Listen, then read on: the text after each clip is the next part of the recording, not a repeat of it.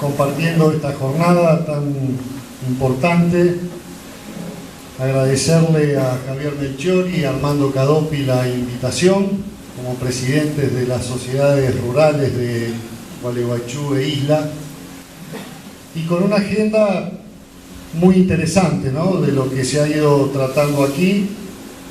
En mi carácter de ingeniero agrónomo, también encontrarme con muchos colegas de tantos años y traerles una breve reseña de lo que es para nosotros desde el Partido Socialista, desde el Frente Amplio UNE, desde esta candidatura al gobernador de esta provincia de Entre Ríos, con un concepto provincial que busca otro horizonte, ¿no? Porque vemos que estos temas se discuten y se conversan desde hace muchos años y ya casi en el 2015 los problemas siguen igual o muchos de ellos con mayor profundización.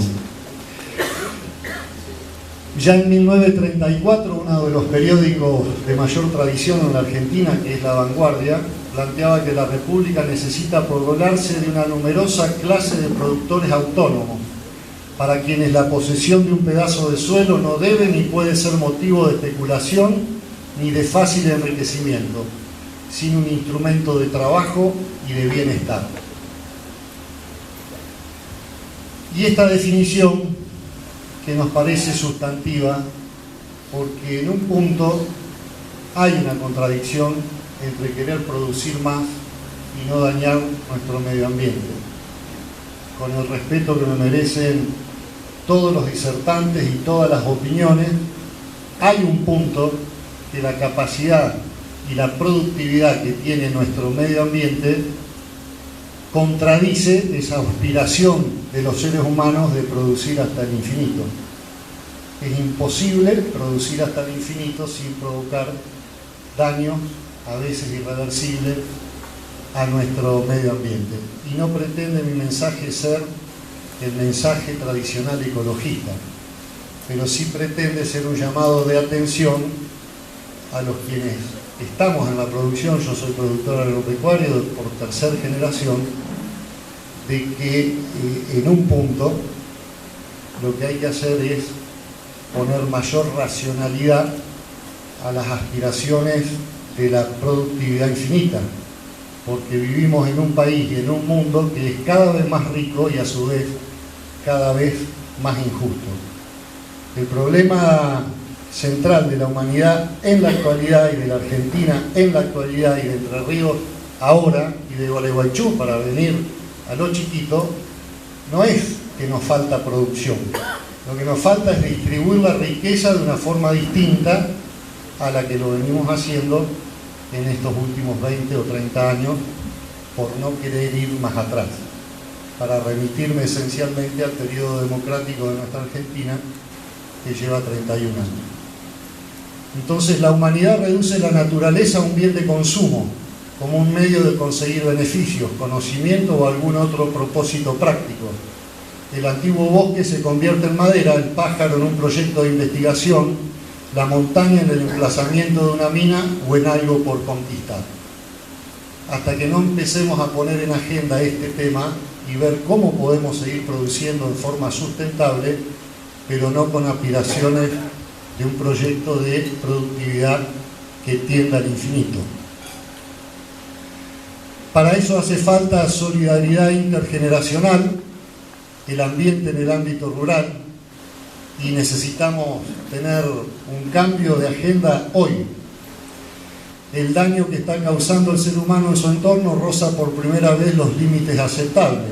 Los 30 países más desarrollados poseen el 20% de la población mundial, pero consumen el 80% de la energía no renovable y el 40% del agua dulce del planeta.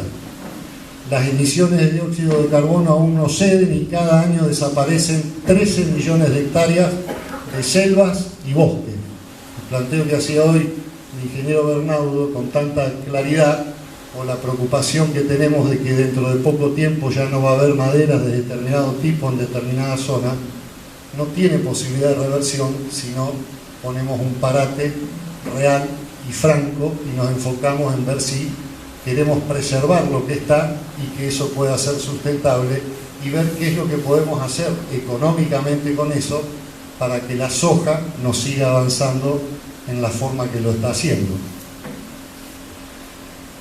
Los límites del paradigma productivista. Creo que esta placa intenta eso, mostrarles un poco a ustedes de que en los periodos 86-90 el girasol tenía un rendimiento promedio de 13 quintales por hectárea. Y si venimos al quinquenio 2005-2009, pasó a 15 quintales y pico. En la soja el mismo parámetro, 85-90, 19 quintales, y 2005-2009, 24-25 quintales. O sea que la productividad no fue tanto por el aumento del rendimiento por unidad, por hectárea, sino por la inmensa cantidad de hectáreas que se fueron incorporando, en este caso no tanto en girasol, pero sí en soja, y hoy gozamos prácticamente los 20 millones de hectáreas cultivadas de soja en el año. O sea que el paquete tecnológico, el cual uno también es usuario, de los agroquímicos, de la semilla transgénica, de la siembra directa, de las terrazas y demás, también tienen un límite. No es que haciendo uso de ese paquete tecnológico nosotros podemos seguir haciendo el mismo planteo extractivista en forma ilimitada. Lo que no quiere decir que ese paquete no sirva, porque bien decía hoy Fito, las leyes, si no se cumplen, y en países como los nuestros, donde se tiene la tecnología pero no se aplica la ley como debería ser, entonces después los resultados del medio ambiente están a la vista. También teníamos el condimento social de este proyecto productivo que se habla con tantas loas muchas veces. No solamente la producción, sino qué es lo que pasa con la persona, con el ser humano que trabajó y que habitó el campo durante tantos años. En 1960 había casi 1,5 millones de personas que trabajaban en forma permanente en las explotaciones agropecuarias. Venimos al 2002, 775.300 personas. La evaluación de la población rural de la población total, censos del año 60, 70, 80 y 2001. En el año 60, 5.252. Y si uno viene al año 2001, tenemos una población rural sustantivamente inferior. La relación entre la población rural en los años 60 era del 26% sobre el total y en los años 2000 del 10,7%. Y también planteamos que con este uso del paquete tecnológico la concentración de esa producción y de esa riqueza cada vez va quedando en menos manos. Y creo que hoy estamos viviendo en Entre Ríos lo que planteábamos hace unos cuantos años, que cuando el negocio empieza a dejar de ser rentable, empiezan a migrar los grandes capitales que se concentraron e invadieron el sector, y hoy nos encontramos con predios y campos rurales que no se arrendan ni siquiera, a veces solamente por el pago del impuesto inmobiliario, cosa que hace pocos años parecía un planteo exagerado o un planteo catastrófico. Hoy estamos volviendo paulatinamente al porcentaje para arrendar, o hasta inclusive campos, los de menores productividad, los que sufrieron esa erosión que planteaba Tilio recién, los de peores calidad, que no los agarran ni siquiera por el pago del impuesto inmobiliario. Y desde el fenómeno de la soja RR, el negocio de la producción en escala no ha dejado de expulsar productores del campo. Antes por qué, ahora también por conveniencia y comodidad. La figura esta que fue tan cómoda del pequeño rentista que tenía un campo familiar, que lo dejó de trabajar, que se lo arrendó al mejor postor, que dejó de transmitirle la tradición del trabajo de campo a sus hijos, que empezó a vender sus máquinas y que ahora le tiran el campo por la cabeza y no sabe qué hacer con él porque el hijo se fue de la ciudad porque él ya corrió el cinto 3 botones o 3 agujeros porque echó unos kilos más por la época de vacas gordas, y ahora nos encontramos con el problema de si vendemos el campo que perteneció a varias generaciones de nuestras propias familias. Y el 63% de la soja está en manos del 10% de los productores. Estos son datos del 2008. Hoy es más concentrado que en el 2008, cuando planteábamos en el Congreso de la Nación lo que se estaba viniendo en la Argentina de hoy. El 56% del trigo es producido por el 7,3% de los productores.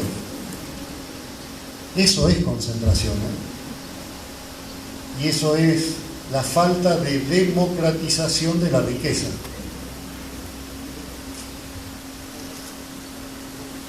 El 34,4% del rodeo nacional está en manos del 2,6% de los ganaderos.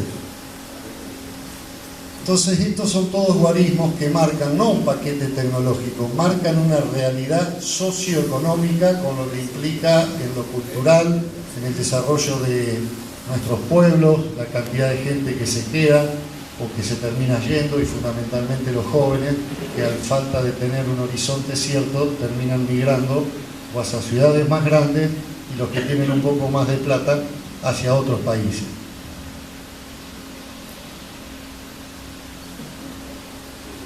El 44% de la leche la controlan el 16% de los productores tamberos. Lo que uno vaya tocando tiene estas características. También sé que se habló aquí sobre la problemática de lo que sucede en Isla, con cientos de miles de hectáreas inundadas y con un puñado de proyectos inmobiliarios donde el Estado municipal y provincial se han puesto al servicio para resolverle el problema a algunos pocos de ilustres apellidos que siguen haciendo pingües negocios personales, siempre en nombre de la patria, de la política y del bienestar de los que menos tienen. Y ustedes saben, porque son de acá, de que ha habido una solicitada en medios locales, haciendo referencia a mi persona. Creo que el apellido del señor es Anquiano. No sé si tengo el gusto de que esté acá, porque hasta me gustaría conversar con él. De que confunden todo, el cuidado del medio ambiente con el atropello al medio ambiente, porque han hecho emprendimientos y aperturas de cauces y de divisiones, inclusive de islas, en función del beneficio del campo propio, sin importar lo que sucede aguas abajo. Y cuando uno empieza a mezclar todo, política, economía, intereses personales, discursos colectivos, entonces sí se encuentra con lo que pasa en el panel de hoy. Yo agradezco a los panelistas con los cuales compartimos este espacio, pero a mí no me sorprende la ausencia de determinados personajes que, si están en función de gobierno, no vienen porque no quieren escuchar estas cosas, porque son los responsables de que estos guarismos den lo que estén dando. Y tampoco vienen aquellos que dicen una cosa y hacen como el tero, ponen los huevos en un lado y gritan en el otro, que dicen defender a los productores chacareros y demás, y se acollan con los que hacen negocios inmobiliarios para bienes personales, como sucede en Isla. Entonces esto ya no es un problema solo de lo que nos convoca acá, del cuidado del suelo, del medio ambiente y de las leyes de laicidad. Es un problema de un proyecto político integral que también involucra leyes que sirvan para cumplir determinados objetivos hacia donde queremos ir. Por eso no hay representantes del gobierno provincial, y por eso tampoco hay representantes de quienes hacen solicitadas en los diarios y después no tienen los cojones para defender lo que dicen, porque todas las pruebas hablan a las claras que hacen negocios con el Estado provincial para beneficio personal.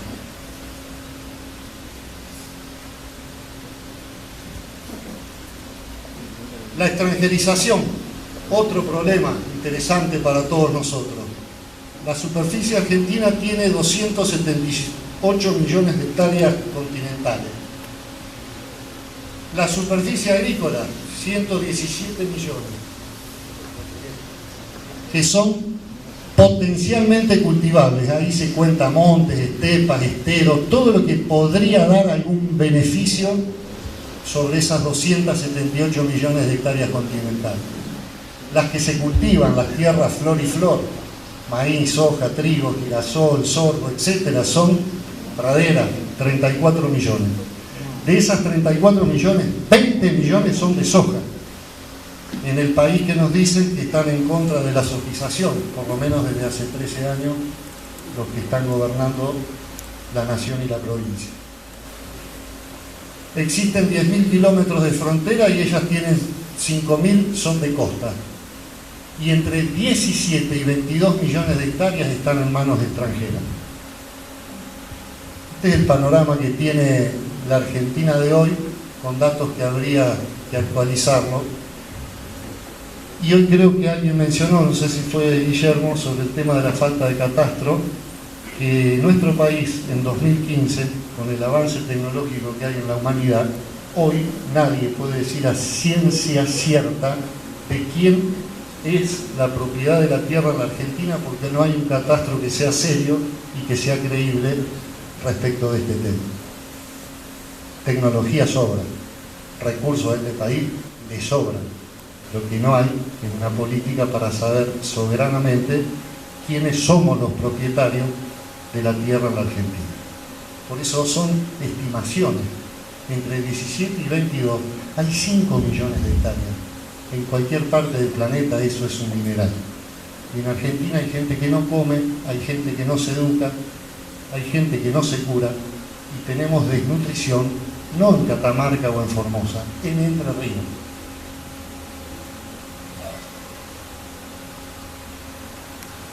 Por eso nosotros planteamos que todos estos temas es imposible abordarlos si no tenemos un proyecto político que nos convoque, que nos enamore, que nos entusiasme a los que somos del campo y a los que no, a la nación argentina, porque indudablemente el sector agropecuario es uno de los sectores que mayor dinamismo le da a nuestro país. No es el único, pero es uno de los principales. Tiene muchísimas cosas más por ofrecer, pero por el camino que vamos, nosotros creemos que en vez de producir alimentos, como también hoy se mencionó, lo que se produce es dinero, no alimentos. Argentina produce calorías para 410 millones de personas. Somos 41 millones y en Argentina el 30% de nuestra ciudadanía está por debajo del índice de pobreza o anda galgueando para llegar a fin de mes. Así que nos parece que las preguntas que nos tenemos que hacer a 31 años de democracia y a 31 años de aquella sentencia que nos dejó a todos los argentinos don Raúl Alfonsín, seamos radicales o no lo seamos, a todos los argentinos, nos dijo que con la democracia se come, se educa y se cura. 31 años después, en Argentina, sigue habiendo una deuda pendiente gigantesca respecto de estos tres valores esenciales. A mí me preocupa que temas como estos no convoquen a mayor cantidad de ciudadanía que se interese en el tema. Como también me preocupa con que no estén sentados acá los que tienen la obligación de estar sentados acá. Yo podría tener ganas o no de venir a estar con ustedes, pero es mi obligación estar aquí con ustedes, porque si no me tendría que dedicar a otra cosa. También me causó mucha pena, porque lo veo aquí al presidente del Colegio de Abogados de Paraná, el doctor Pagliotto, que no tiene que ver con esto, pero es un tema que también nos tiene que preocupar a todos, que es la ley de narcomenudeo que se aprobó en 72 horas por una orden del gobernador, y donde los jueces y todos los legisladores del oficialismo cerraron los ojos y la conciencia los mismos jueces que hace 7 años dijeron que esta ley era un mamarracho, ahora decían que era extraordinaria, y los legisladores, sin preguntar qué votaban, votaron a favor de una ley de narcomenudeo, que a las poquitas horas los 2 jueces federales de nuestra provincia la declararon inconstitucional. Entonces Entre Ríos hoy tiene los narcotraficantes libres como siempre, se persigue a los chicos que se fuman un porro en una plaza, a los perejiles de siempre, y a su vez tenemos un problema institucional entre jurisdicciones provinciales y federales respecto de la justicia y un problema político. Y Pagliotto organizó un panel muy interesante con especialistas sobre este tema en la ciudad de Paraná, y lo preocupante es que no había más de 40 o 50 personas con temas que tienen que ver con la raíz de lo que nos está pasando como sociedad. Por eso creo que la convocatoria de hoy es importantísima, felicitar a los organizadores, seguir insistiendo en convocar a la gente de la región con estos temas, porque no son solamente temas del sector, como los temas que tienen que ver con leyes que nos competen a todos, como narcomenudeo, porque ahí está la vida nuestra, la vida de nuestros hijos, en un país que se empezó a dar cuenta que el narcotráfico no era propiedad de una sola ciudad o de una sola provincia, como se decía que era Santa Fe. El narcotráfico debería ser una causa nacional con un problema muy serio, que hoy ya se está hablando de narcoestado en la Argentina y parece que no nos queremos dar cuenta de lo que nos pasa. Entonces, todos parecen hechos aislados, pero todos tienen que ver. Lo sucedido en Isla, con estos negocios privados en nombre de barrios municipales que no lo son, lo sucedido con la ley de narcomenudeo, lo que sucede con el sector agropecuario, donde ahora empezamos a ver como cada vez más pequeños y medianos productores quedan a la orilla del camino y ahora se encuentran con campos absolutamente erosionados, como se planteaba acá, y donde no hay un plan de acción hacia adelante. Todas estas cosas tienen que ver con una esperanza en un cierre de año que nos parece que debemos salir de esta larga siesta en la cual nos hemos metido los argentinos, los entrerrianos, empezar a darnos cuenta que en las elecciones no es solamente votar y después no me acuerdo, sino avanzar sobre una democracia de mayor participación ciudadana que nos permita tener mayor control sobre nuestras propias vidas y poder elegir con mucho más claridad, y por qué no decirlo también, animarnos nosotros mismos a dejar nuestras actividades para ser concejales, para ser intendentes, para ser diputados, para ser senadores, para que podamos tener de una vez y para siempre una Argentina que merezca ser vivida. Muchas gracias.